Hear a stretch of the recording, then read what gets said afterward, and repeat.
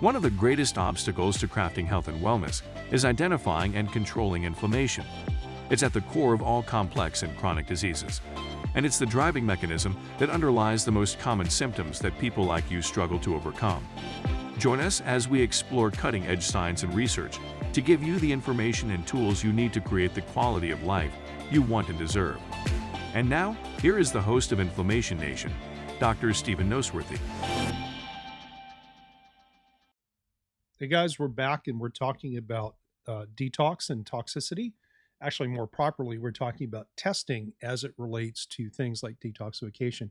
And in the last episode, I went through just a brief description of the hierarchy of detoxification. And that would be talking about detox as it relates to liver enzyme systems, what we call phase 1 detox, phase 2 detox, which is a liver-based conjugation system, where toxins get transformed by enzymes and then have things added to them to make them mixable with water so you can excrete them.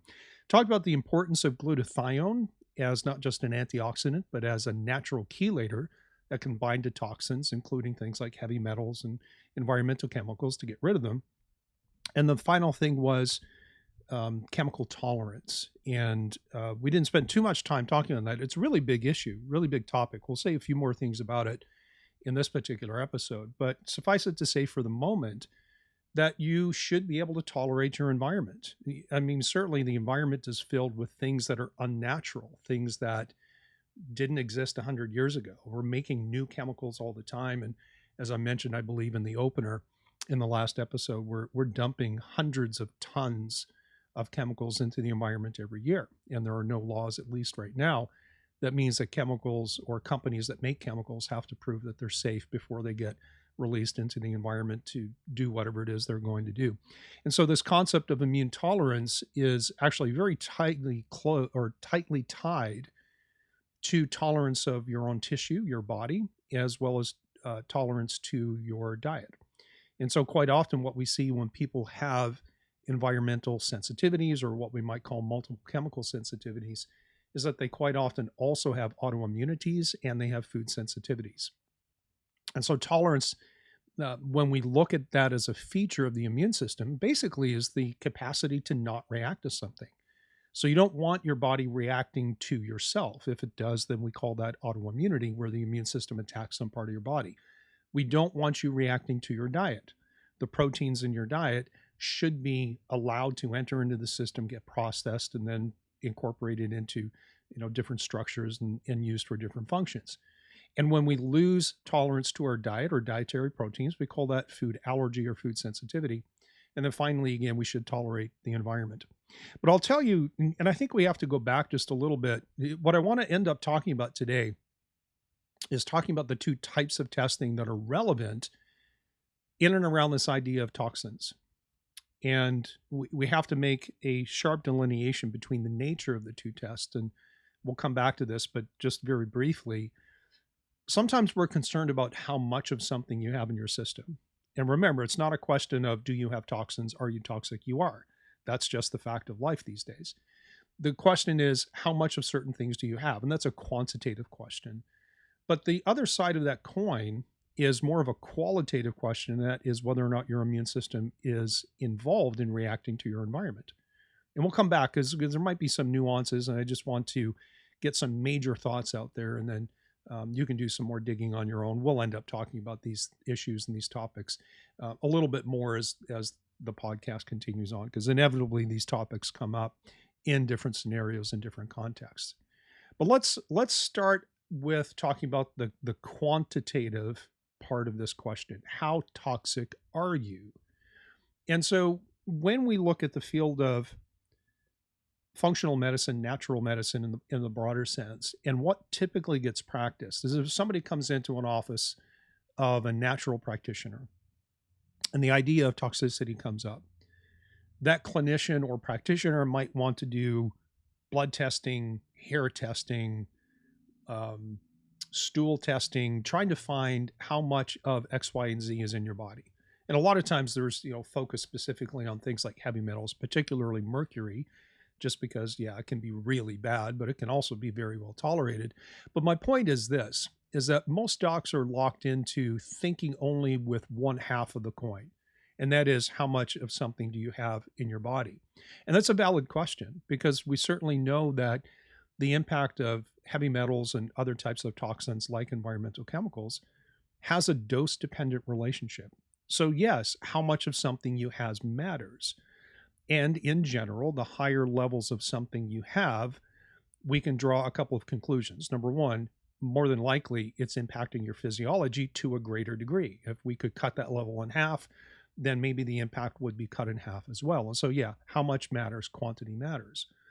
But there's another aspect of quantity as well, which is the more chemical load you have, whether that is multiple toxins or whether it is higher amounts of specific ones or a combination of those, the more likely you are to overwhelm your natural detox capacity as mediated through phase 1, phase 2 liver systems, but also the potential to deplete your glutathione stores. Because remember, glutathione is not just an antioxidant that protects your cells from things like oxidative stress or free radicals.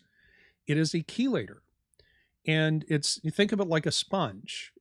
There's a point where you've mopped up so much water with your sponge that you can't take any more. You have to squeeze it out, dry it out a little bit before you can mop up more with that same sponge. And glutathione, because we have a limited capacity to make it, assuming we're not taking it in supplement form or doing something like IV therapy, there's only so much glutathione that you have to go around.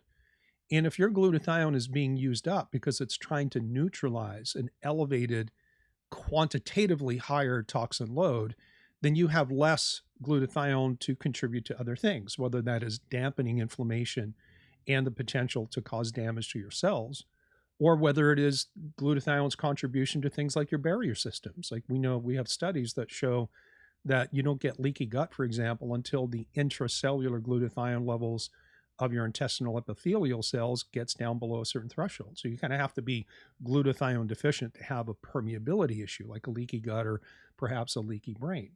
And again, if you're using up your glutathione, dealing with this environmental insult, then you just don't have enough glutathione to do all the things that glutathione should be doing for you. And so, yeah, quantity matters. We want to know what toxins are you burdened with and which one of those are higher than we expect. Now, higher than we expect or higher than normal is a very subjective, it's a subjective statement. And understand that historically, and I'm going to be paraphrasing and just painting broad pictures. So I mean, you can pick apart the way that I present this, and that's okay. But I'm just trying to convey an issue or concepts to you, and I may not get things historically perfectly accurate, and I hope you're okay with that. But in general, historically, when toxicity levels have been studied, they do it somehow like this. For example, let's say I'm a scientist and I have a compound X that I'm trying to determine what the safe dose is or what the toxicity level is in humans. Well, I'm not going to do human studies because no one's going to volunteer to be injected with toxins to figure out what level makes you really sick or kills you, right? So, unfortunately, this is where things like animal testing comes in. And so again, I'm a scientist theoretically, and I'm doing toxicity testing on compound X. And so I get 10 different rabbits, for example, or mice, and I inject each successive rabbit with a slightly higher level than the one before. So rabbit 1 gets a little teeny tiny dose. Rabbit 2 gets a little bit more. Rabbit 3 gets more than rabbits 1 and 2, and so on, all the way up to rabbit number 10, which gets the highest dose in this particular study. And basically the way toxicity testing and study has been done to determine what the safe levels are for humans and human exposure would be to go back and look at the 10 animals that were injected and look at which ones are sick and which ones die. And the ones that are still alive theoretically represent the ones that got safe doses. And so, for example, if rabbits 8, 9, and 10 died, then the human equivalent of the dose for number 7 all the way down to number 1 is what we consider or would be considered safe. Now, there has to be some kind of a calculation because these laboratory animals have different metabolic rates than humans do. And so there, has to be kind of an equivalent dosing calculation that's been done. But nevertheless, that's generally how safe doses of these toxins are determined. Well, there's a whole bunch of problems with that I don't know it's really worthwhile for us to really explore. But here's what I want to point out to you is that there may not be safe levels of toxins, particularly when you start to look at chronic exposure. And it's a big difference between injecting somebody with a small amount of compound X, that's a toxin, that's considered generally safe, and you look to see if that person is sick or dead within a period of a couple of days, versus someone who gets exposed to a low level of compound X for 20 years or 30 years. And we don't have those studies, not that I'm aware of anyways, and certainly they could exist. I can't read every journal and every article that comes out there, but theoretically, we have gaps in our data, and we have a lack of understanding of chronic and long-term exposure of what is generally considered safe for human consumption or for human exposure. And so, yeah, quantity matters, but when it comes to looking at labs that present these reference ranges where theoretically numbers below a certain cutoff point are considered okay and safe, we have to put a question mark on that, because not only do we question maybe the methodology of how do we determine what is safe and what is not safe, there's no way that these toxicity studies can account for individual variability. Because maybe I have really robust glutathione levels. Maybe my liver phase 1, phase 2 systems work well, and I have no interfering factors like genetic polymorphisms in my cytochrome P450 system. Maybe I don't have any thyroid issues. Maybe you do. And maybe your ability to convert toxins into a water mixable form to get rid of them is compromised. Maybe you've got a microbiome disturbances. Maybe you're chronically constipated and you're not moving your bowels and getting rid of things. And so toxins are recirculating throughout the body. Maybe you've been dealing with more stress, more infections. Maybe you have autoimmunity and your glutathione levels are depleted. And so you don't have that natural chelating neutralization capacity that I do. And what that means is that a dose that I tolerate, you don't. And so looking at whether or not something is elevated on a quantitative test, and that's really what we're talking about. Like, how impressed are you that you get a toxin test back and everything is normal? Well, in some cases, maybe you're very impressed. Like, hey, high five, this is great.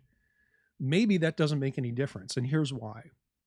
The other side of the coin is not quantitative, it's qualitative. It has to do with the context of whole health and all the things that go into whether or not somebody can handle the chemicals in their environment, including whether or not their immune system is involved. And so you can have two people who have normal quantitative test results. Let's say that I run two clients and I submit certain blood samples, for example, looking at urinary mycotoxins or environmental chemicals, even heavy metals. And let's say that not only is every marker normal, but quantitatively the results are identical. They all have the same levels of all the different types of things that we can test for. That doesn't mean both of them are going to be okay with that. Again, for reasons that I just went through, context of biochemical individuality really makes a big difference. But even more so, you can have a normal amount of any given toxin. I'll just pick on mercury because it's the easiest one to pick on. Let's say that your mercury levels are normal. However, if your immune system is reacting to mercury in your body, then that's a big deal. That's a huge deal. And that's more important than whether or not you have a quantitatively normal level of mercury or any other toxin, because your immune system's involved.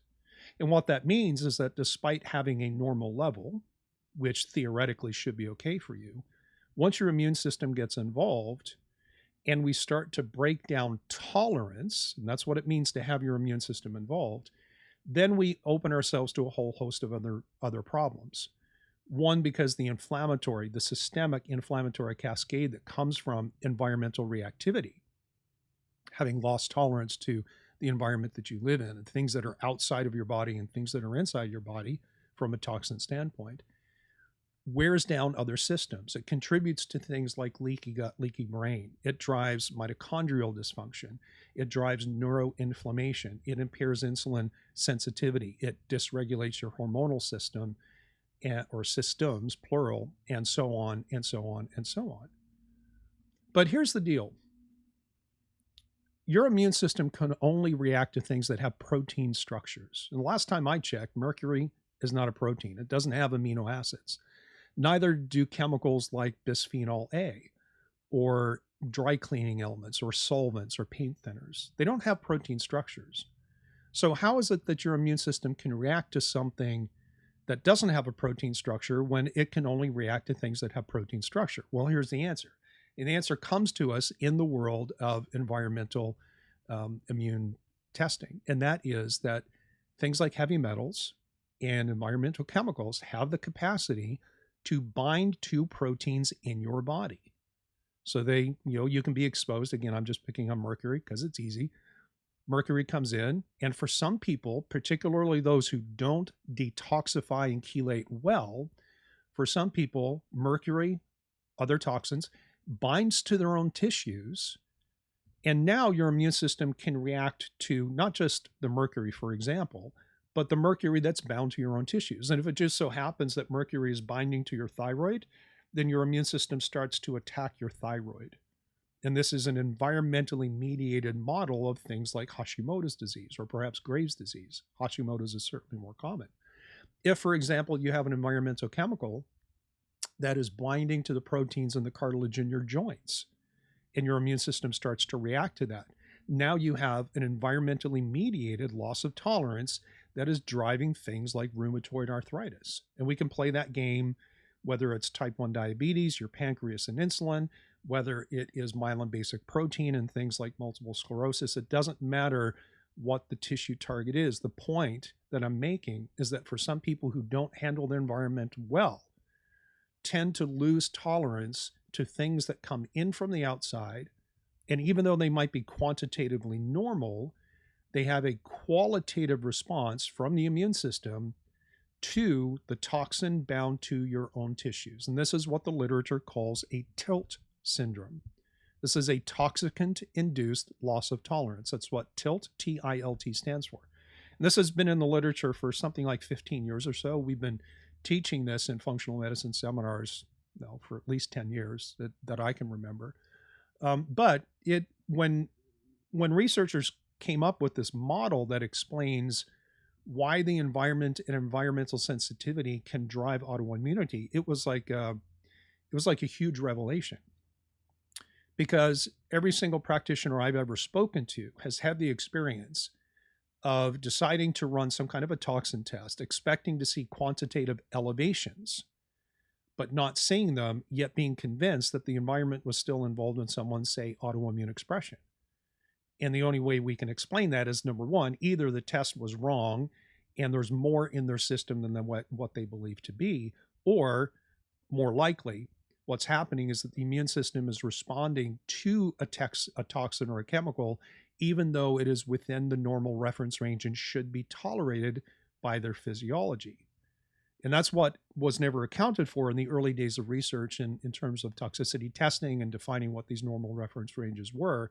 That was never accounted for. They didn't account for biochemical individuality, and they didn't account for this concept of loss of tolerance because we didn't understand it back then.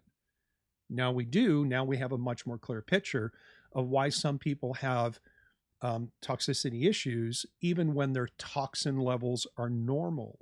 And again, so just to boil it down and maybe close this particular episode, when you're thinking about, am I toxic and should I test for it? You have to ask two questions. Number one is, what is my toxin load? Again, that's a quantitative test. And I'm not going to get into whether or not you should be doing hair analysis or blood testing or stool testing. There are pros and cons, and some of those, particularly things like blood testing and stool testing, have far more research and validation than, for example, things like hair testing. I'm not a fan of that myself. But my point is this: if you are considering, hey, do I need testing in and around the idea of toxicity? Number one, you want a quantitative analysis that's going to give you some reliable information, but you can't stop there. Particularly if in your life, I react when I smell perfumes or gas, or I get exposed to harsh household cleaners. It creates symptoms. It drives my inflammation. It drives my autoimmunity. If you know that that's happening, then you have to explore the other side of that equation, which is whether or not your immune system is involved. And yes, one of my favorite labs, Cyrex Labs, actually has a test for this. It's called array number 11, and it is a chemical immune reactivity screen, and it checks for immune responses to common types of heavy metals and different environmental chemicals that are bound to human tissues. Remember, your immune system cannot react to a heavy metal. It cannot react to a chemical, but these things can bind to your own tissues, and then you can react to the complex of those two things connected together. Having said that, when your immune system reacts to the complex of those two things together, what we call a neoantigen, it doesn't react to the metal or the chemical, it reacts to the human tissue protein portion, which is where the autoimmunity from the environment comes from. Now, it's only one of many different ways you can have autoimmunity, but let's call this episode a wrap. And just stay tuned, because a couple more things that I want to talk about as it relates to toxicity that you might find interest. Well, as always, thanks for being here. You can check me out on all the different social media channels. Please remember to comment, rate, like. It's how we spread the word and get this whole idea of we're a nation and a collective. We're all struggling with things like inflammation to different degrees. So let's help each other out and spread the word. We'll see you in the next episode.